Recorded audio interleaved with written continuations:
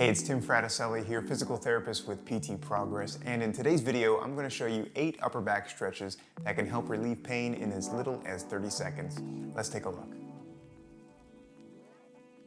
Hey, welcome to the channel. We post practical videos here about physical therapy, career, treatment, and product reviews to relieve your aches and your pains. So if that sounds interesting to you, please consider subscribing to the channel. Okay, the first stretch is one that I call an elevated child pose stretch. Child pose, as you may know, is a yoga position that is a great overall stretch, but I do like modifying this one at a countertop or a chair top because it really helps me to work into thoracic extension. You know, when your back feels so tight and forward, you just wish sometimes you can get it to pop.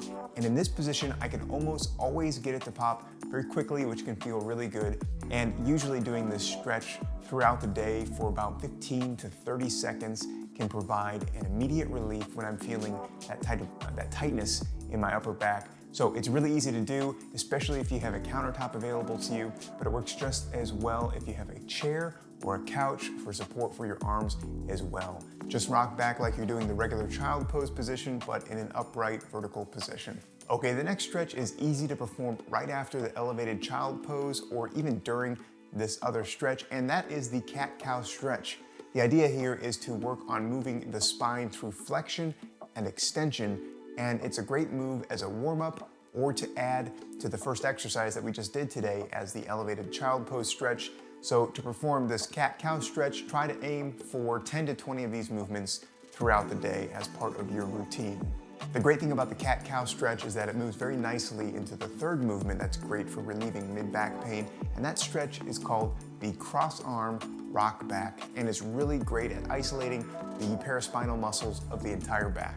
So start by placing your arms shoulder-width apart, and with one arm, reach across and place your hand on top of the other hand. Now maintain a neutral spine and rock back so that your bottom moves towards your feet. You can do this while you're standing, or you can do this in the hands and knees position.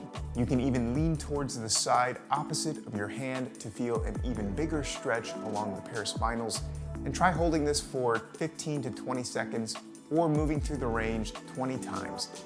If you're someone who's experiencing one-sided pain, this is definitely a stretch to try because it does a fantastic job in targeting that tight paraspinal musculature that usually tenses up on one side more than the other. So give this one a try as well. All right, so the fourth stretch that is really helpful for upper back pain or tension is a variation of one that you may have seen before. I call it the foam roll angel, and the way you perform it is by laying on your back along the foam roll lengthwise. Even just laying here is a great stretch for the chest, which is usually a culprit for rounding your upper back, but I like adding the arm movement as well, like you're making a snow angel, because it helps to bring your thoracic spine into even more extension, and that can really feel like a good stretch, and it may even result in a few pops to the upper back. And as you do this, try to focus on your breathing and try to time your movements with your breath to exhale as you reach into extension. Try to work through about 10 of these repetitions or hold the position for up to 60 seconds at a time.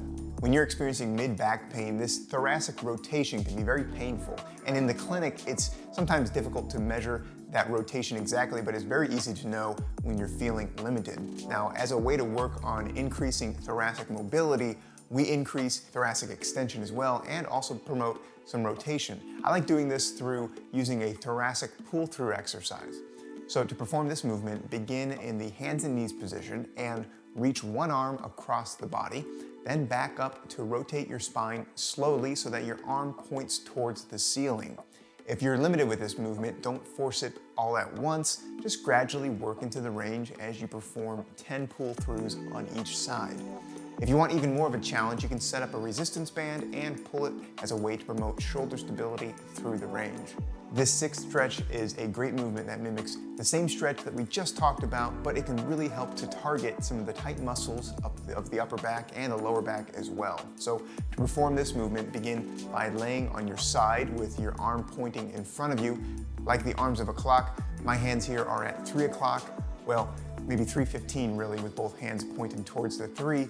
The stretch happens here though as you rotate one arm through the clock, and in this case I'm taking my right arm and I'm rotating it up to the 12 o'clock, then over to the 9 o'clock if I can. try to think about moving through your entire thoracic spine as much as you can as you eventually start to rotate through your lumbar spine. And like the other movements, try to repeat this 10 to 15 times and hold the stretch for 20 to 30 seconds if you find a spot that is really sore and needs to be stretched out. The seventh stretch is a movement that I share a lot in the clinic, and it's called a reverse wall slide. Now, I love the standard wall slide when you face the wall, but the reverse wall slide is really great at freeing up pec tightness and promoting thoracic extension with overhead movements. So face away from the wall, but the key here is to keep your low back flat against the wall and even tighten your abdominals to help brace your position here. Then place your arms up like you're making a touchdown sign and try to slide your hands up the wall. If you're really tight, you're gonna find that you just can't keep your hands against the wall, which is a good sign that you need to work this movement into your day even more. Performing even 10 to 15 wall slides is a great way to help stretch out the chest, especially if you're doing some of these other exercises as well. Okay, on to exercise number 8, which is one of the best movements on this list for fixing your posture and for getting rid of mid-back pain, the face pull. If it wasn't clear by now, most of these exercises are trying to promote good thoracic extension, and many of them put the shoulders into external rotation to help engage and strengthen the scapular stabilizer muscles. There aren't too many other exercises that do it better than the face pull. Now, to perform the face pull properly, you want to make sure you position the resistance bands from high to low. I'm using resistance bands here, which become progressively more difficult as you pull it through the range. I'll talk about that in the video up here, but just know that you have to be careful that you're not using too much resistance because you want to pull the bands all the way through towards your face and allow your arms to go into external rotation.